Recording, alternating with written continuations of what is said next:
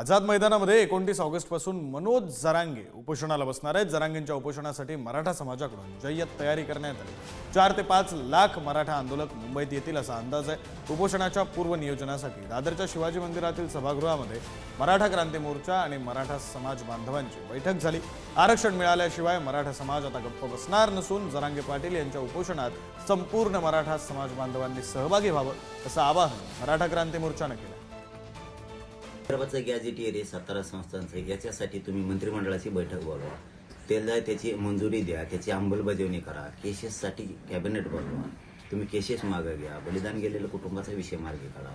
तुम्ही सगळ्या सोयऱ्यांची अधिसूचना काढली होती, त्याची अंमलबजावणी कॅबिनेट बोलून, राज्य मंत्रिमंडळाची बैठक बोलून तो त्याला मंजुरी द्या, ते लागू करा, हे कामं करा हो। अशी दिशाभूल आणि लोक असे येड्यात काढायचं बंद करा तुम्ही लोकांना। मराठ्यांच्या लोकांना कळतंय ही उपसमिती पहिली स्थापन आहे ना, आता नवीन काय केलंय आम्हाला ते नाही पाहिजे। आमच्या मागण्या ज्या आहेत ना त्याची अंमलबजावणी देऊन त्याच्यासाठी बैठक घ्या। याच्या आधी अनेक उपसमित्या बनलेल्या आहेत। या उपसमित्यांना तसे पाहायला गेलं तर कोणतेच अधिकार नाहीये, फक्त बैठका घेणे।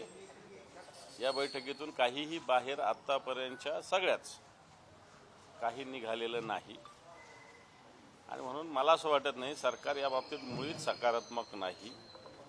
कारण सरकारने जे अध्यादेश काढले त्याचीच अंमलबजावणी सरकारने करावी अशा प्रकारची मागणी मनोज पाटलांची आहे।